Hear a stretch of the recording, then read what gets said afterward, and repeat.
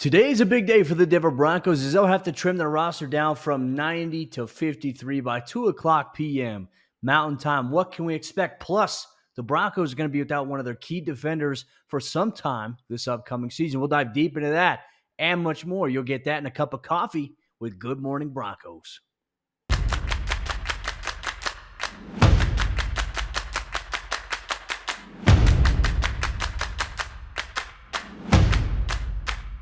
What's up, Broncos country? Good morning. Welcome into another episode of GMB, your daily Denver Broncos bite-sized information with a cup of coffee. Pour yourself a cup right now. Try to keep up as we break down all things that are going on in the Valley. I'm Cody Roark. I cover the Denver Broncos as a reporter here for Mile High Sports, and today's a big day for the Broncos with roster cuts looming. Just want to give a special shout out real quick to our friends over there at Superbook Sports. You can use promo code MILEHIGH to score up to $250 with their first bet bonus, whether you win or lose. We'll tell you about them a little bit later on in the show progresses. But good morning. It's great to see you all here once again for another installment. If you're watching here on the Mile High Sports YouTube page, make sure if you love Colorado sports, you hit that subscribe button down below. Mile High Sports is every team, every single day here. And we're going to dive into some Broncos conversation here this morning as we talk about the big day here today.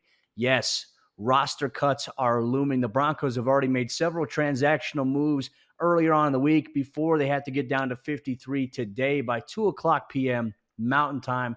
That'll be 4 o'clock p.m. Eastern Time. That's how the NFL league year operates.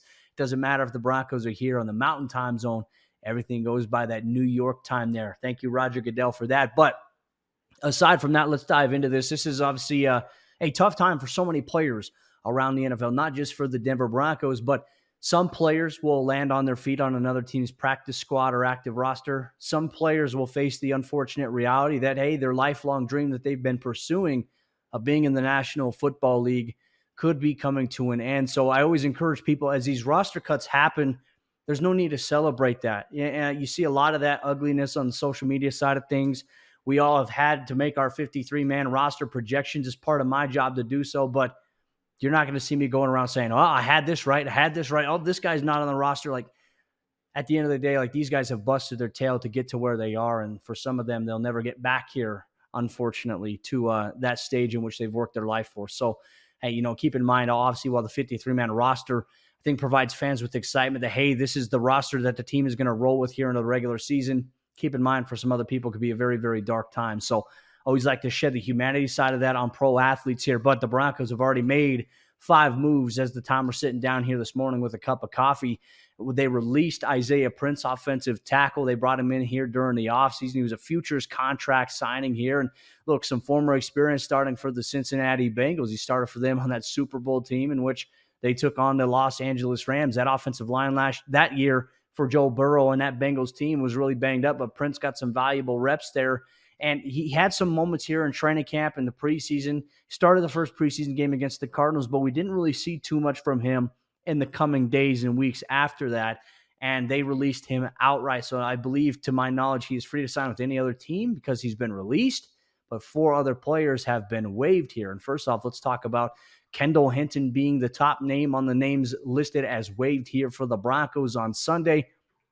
Hinton, he started off training camp on the PUP list. He's coming back. He had an offseason knee surgery, was able to come back, had some rust to him, I think, in the first week of training camp, but he started picking things up. And in practice, I mean, he was becoming a little bit of a security blanket for Russell Wilson. So while he has been waived, doesn't necessarily mean that he won't be coming back here to the Broncos. I think he's in prime candidacy once again to be on the practice squad. Now, keep in mind, for the last 3 years, Kendall Hinton has been elevated from the practice squad to the team's active roster and has stepped up in a big way. So even though he didn't make the 53-man roster here initially, Kendall Hinton still very much in line to return to the Denver Broncos. But I imagine that there will be some teams out there that maybe have their eyes on a former Hall of Fame quarterback and just a guy who's been so reliable. Now, while he didn't have, I think, the preseason campaign that you want to see from a guy like Kendall, he's always been reliable in the sense that in the regular season, you need someone to step up. He's going to do just that. He did it last year. He's got good rapport with Russell Wilson. So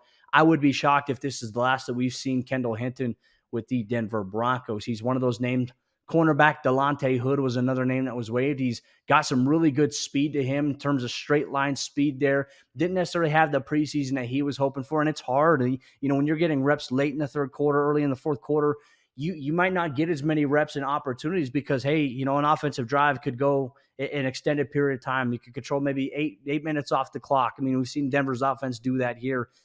But for him, he is also a guy who's a candidate to be brought back onto the practice squad. He was brought onto the practice squad last season, signed a futures reserve contract with the team.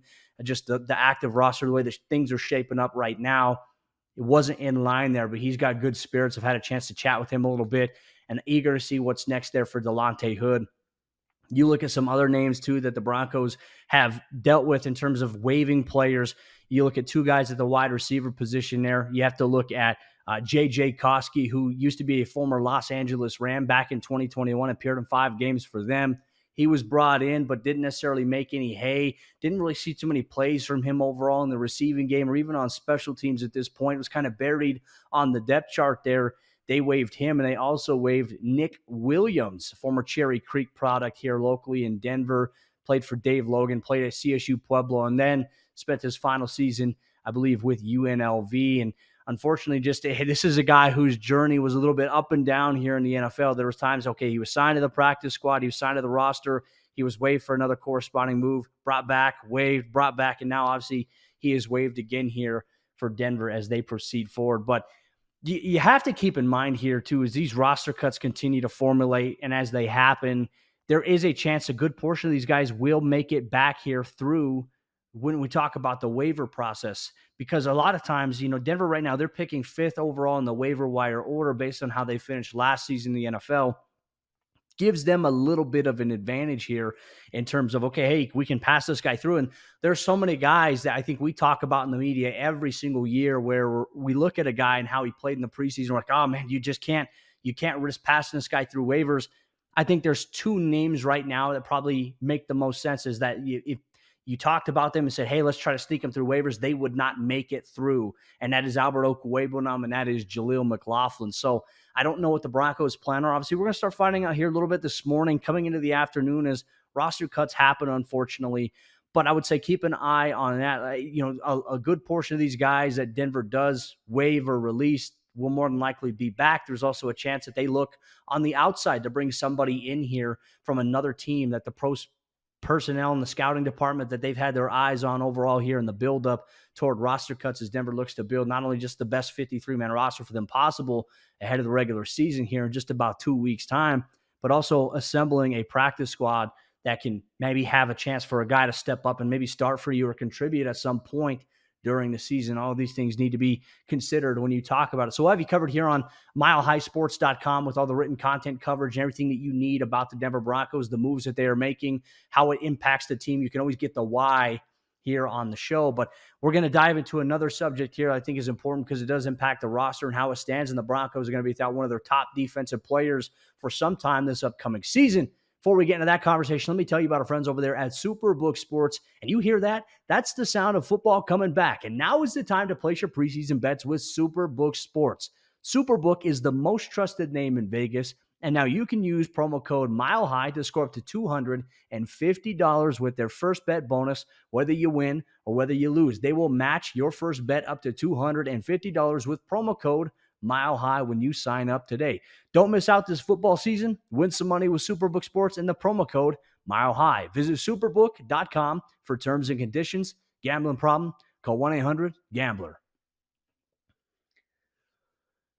The Broncos will have to make a variety of roster moves here today, but they're also going to have to do some shuffling on the personnel side of things as one of their top defensive players is dealing with an injury, had to undergo surgery, and will miss some time for them this upcoming season. That's Broncos cornerback Kwon Williams. Has been dealing with an ankle injury that's been bothering him for the last month or so here.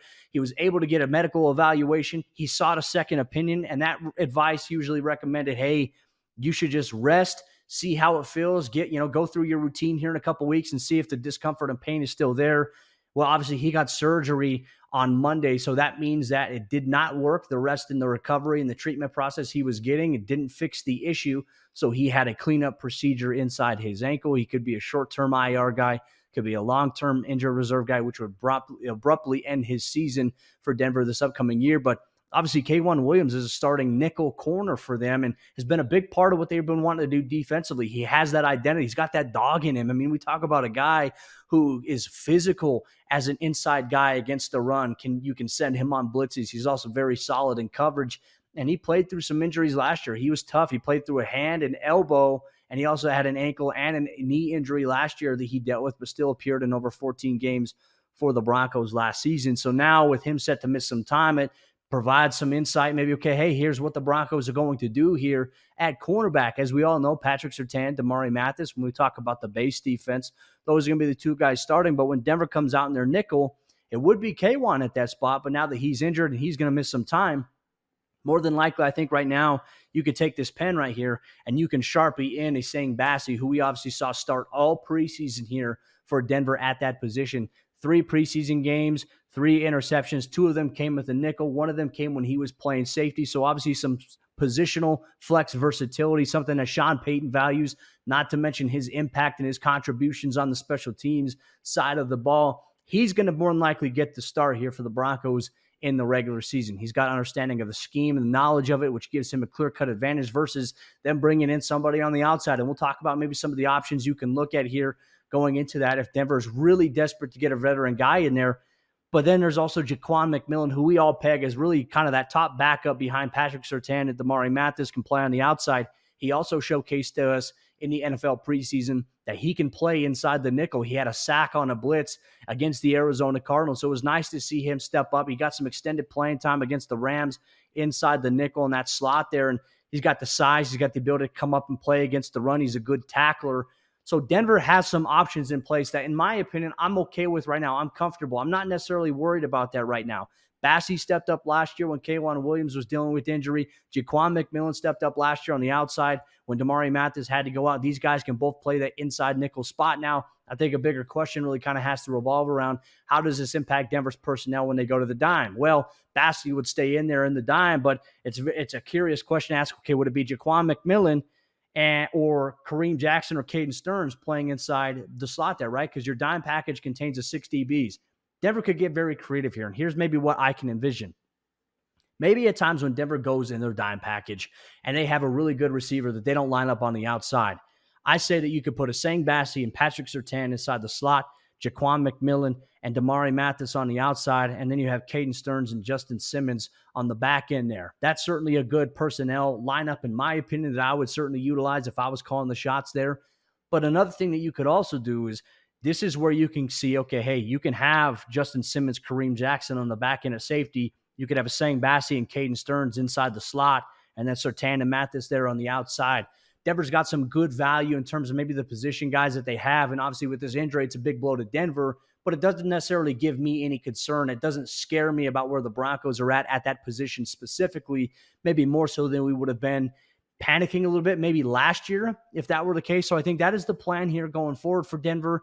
You know, I think we have to ask a question here. How does Riley Moss factor into the equation here for the Broncos? And as he continues to deal with core muscle surgery and go through his recovery, it could take some time, right? The timeline we were told by Sean Payton, 4 to 6 weeks in a sense there. But that's also, I think, 4 to 6 weeks of you can't really do anything during this time because you just had core muscle surgery. There's a build-up process of going back there, getting back into contact shape, getting ready for football shape, which to me tells me the Broncos very well may here today do something, okay, the active roster is set, Riley Moss is on it, but they place him on short-term injured reserve, which allows him the chance to come back early on, but get him into football shape. There's some other guys that will probably start off on PUP. I think Baron Browning won't come off PUP to start here, but there could be some progress made there for the Broncos at outside linebacker.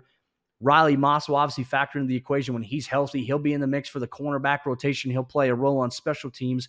So what does Denver do in this regard? Do they bring in another guy on the outside? Well, if they do, there's 2 names, and maybe you should keep an eye on here for Denver. Bryce Callahan, former Denver Bronco, played in 15 games for the LA Chargers last season, saw a career high in games played, snaps played, interceptions last year, was very solid. And I can't remember which NFL player it was that put out, or a former player that put out a tweet talking about, I can't believe Bryce Callahan is not yet on a play. I think it was Kyle Vanoy, if I'm not mistaken. So I cannot believe that Bryce Callahan is not on an NFL team. And obviously, I think the biggest concern, if you talk to anybody in Broncos country, they said, well, he was banged up during his time in Denver. Bryce has been tremendous. Like, when he's healthy, he's arguably one of the top slot players in the NFL from a production standpoint, experience. He's someone that Vic Fangio and Ed Donatell have loved. And I think he'd be a good addition. Obviously, it wouldn't be much of a change up in terms of scheme and, maybe some new terminology there, considering he went over and he was playing for the Chargers and Brandon Staley, kind of same variation of that defense. But Denver could rely on Bryce Callahan if they really want a veteran option to come in and help out with the depth at the nickel position, especially if Kwon misses the entire season. Certainly an option to look at. And then, hey, for Sean Payton, familiarity is always a great thing. And P.J. Williams played for him for 7 seasons in New Orleans. 6, technically, because last year Sean Payton was not coaching. So he did play New Orleans last year. So we'll see how things maybe shape up here for the Denver Broncos here today. We all know it's going to be a very, very busy day. The dreams for some people are going to be realized, and the dreams of some other players around the NFL are going to come to an end. And that's always a tough conversation. It's a tough reality for some of these guys that have been working their tail off. But, it's the unfortunate business side of the NFL, unfortunately. But with that said, Broncos country, thank you so much for tuning into this morning's GMB. We'll be back tomorrow as we break down what the Broncos 53-man roster looks like, any surprises, and much more. You can expect all that. Just want to give a special shout out. Thank you to our friends over there at Superbook Sports for sponsoring the show and being part of the action. And once again, folks, you can use promo code MileHigh to score up to $250 with their first bet bonus, whether you win or lose here today. But with that said, I'm Cody Roark, Broncos country. We'll see you tomorrow for a brand new episode of GMB.